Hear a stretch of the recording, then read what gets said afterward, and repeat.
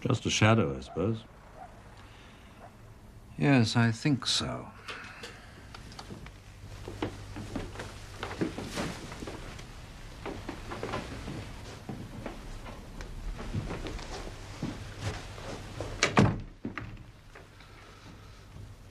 I want to put a thesis to you, Toby, about what's been going on. Let's cast our minds back, say, about 18 months, when Control is still with us. Percy Allaline wants his job, everyone knows that. But although Control is sick and past his prime, Percy can't dislodge him. It's a time of uneasiness in the circus. Morale is low, activity is low, yes? I remember, George. Well, Percy's door opens one day and one of our senior men walks in. We'll call him Gerald. Well, it's just a name. And Gerald says, Percy, I've stumbled on a major source of Russian intelligence. It could be a gold mine. Perhaps they take a walk in the park or drive in a car, but whatever, Percy listens. Because what Gerald goes on to say is music in Percy's ears. Some of us, Gerald tells him, are worried sick about the state the circus has got into. I mean, look at our operational losses. Agents, networks.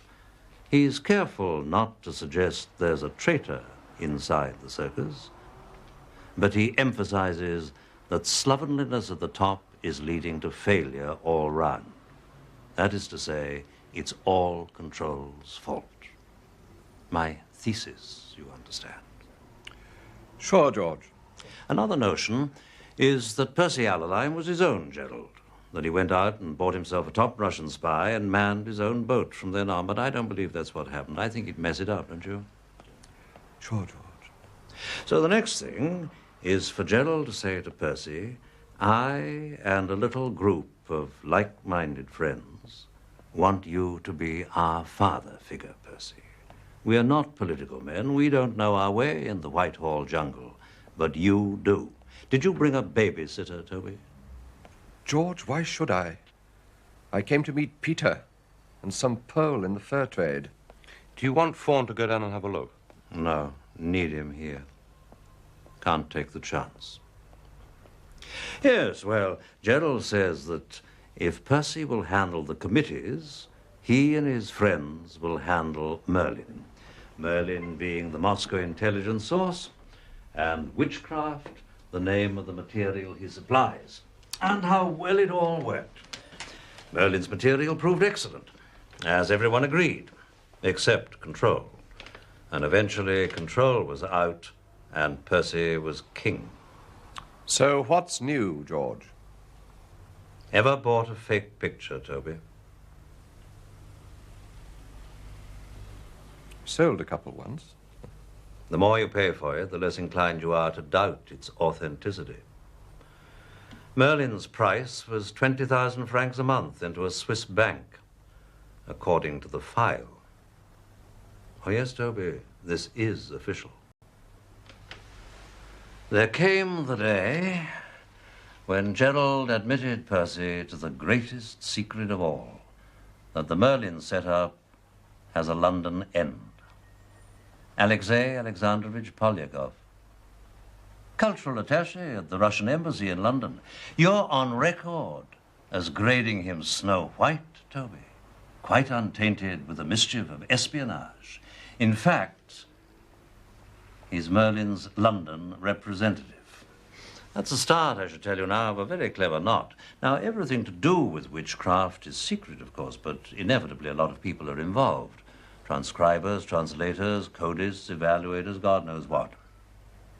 Doesn't worry Gerald, of course. He likes it. Because the art of being Gerald is to be one of a crowd. But when it comes to Polyakov, that's a different story. Who knows it? Only you, Roy Bland, Bill Hayden, and Percy. 3 of you and Allaline. You're the magic circle. Who meets him, Toby?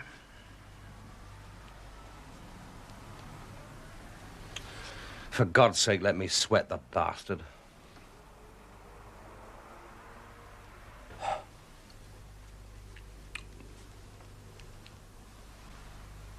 You all meet him. How's that? Percy represents the authoritarian side, asks after his wife, suggests it's time he took a little holiday. Very paternal, Percy would be.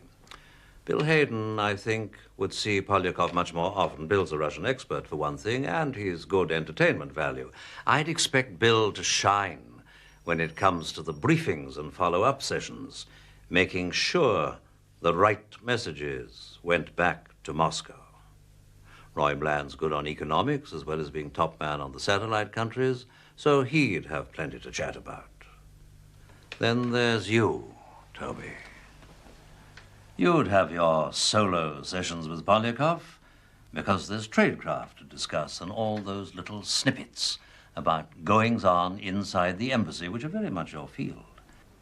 And if the Magic Circle wanted Polyakov to do some photography inside the embassy, it would be you who would supply the film. Replenish his stock from time to time.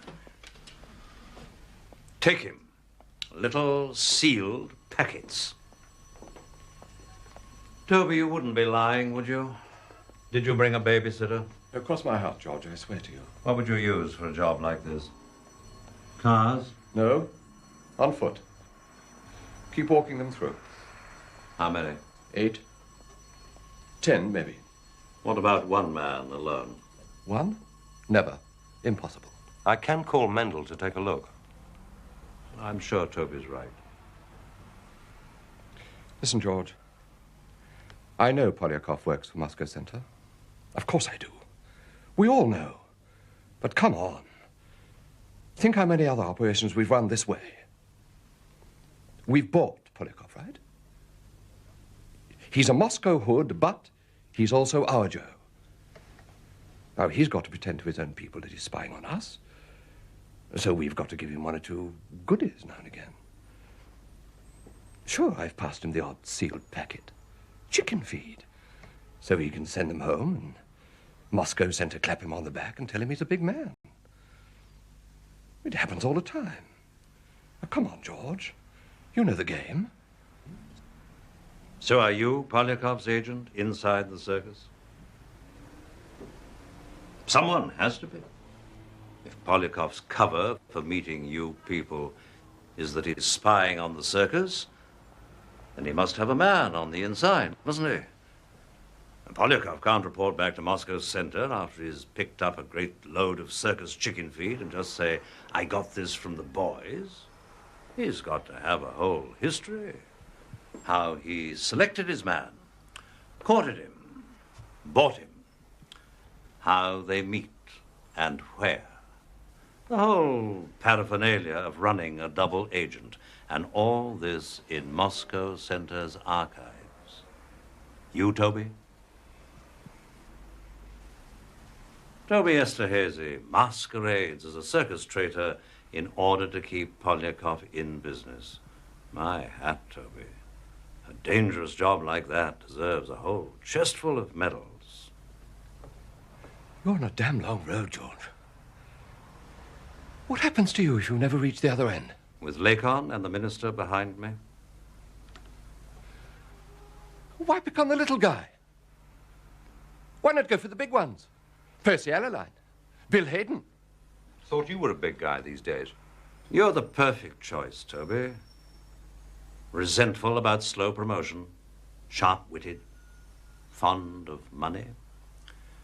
With you as his agent, Polyakov has a cover story that really sits up and works. The big three give you the little sealed packets of chicken feed, and Moscow Center thinks you're all theirs. The only problem arises when it turns out you've been handing Polyakov the crown jewels and getting Russian chicken feed in return. If that's the case, Toby, you're going to need some good friends, like us. Gerald, of course, is a Russian mole, and he's pulled the circus inside out. But witchcraft material isn't chicken feed. It's the best. It was good at first. Listen, George. Suppose you're wrong. Toby. Who told you to muzzle Jerry Westerby? The same person who sent you down to Sarat with £1,000 for Jim Prideaux and the instruction, get lost? Speak up. Was it Percy? I think so. Maybe it was Bill, though. Well, listen, it was a big operation. Sometimes Roy. It never seemed to come straight from one. There was a committee. I took a lot of orders. You told Prideaux to forget about Tinker Taylor. Where did that come from? I never knew what that meant.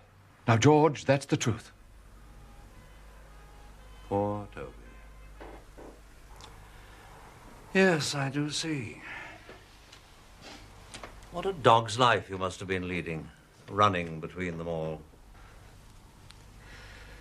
George, if there's anything I can do of a practical nature... Oh, you know me, George.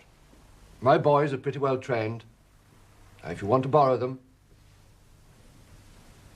I'd have to speak to Lacon, of course. But, well, you'd expect that.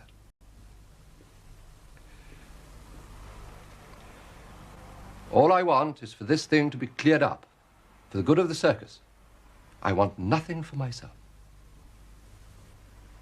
Where's this safe house you keep exclusively for meeting Polyakov? 5 Lock Gardens at Camden Town. You're going to be staying here for a night or two. Thorne will look after you.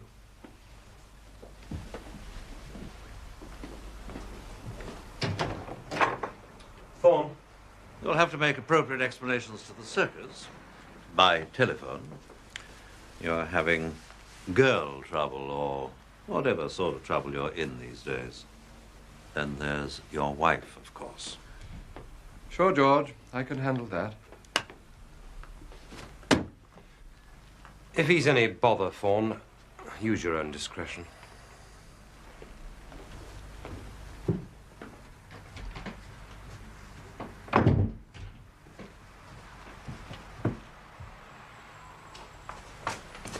Peter, I want you to watch my back. Will you do that for me?